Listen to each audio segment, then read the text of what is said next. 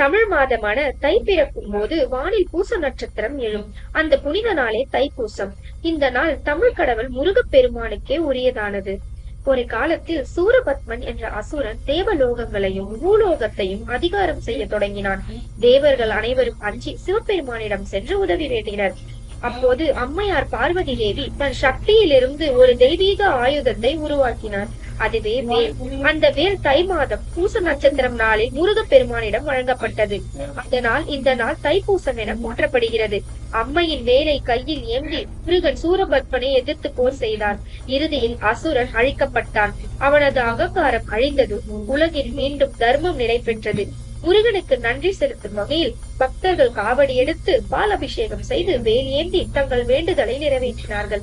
இது தியாகத்தின் அடையாளம், பொறுமையின் அடையாளம், பக்தியின் உச்சம்.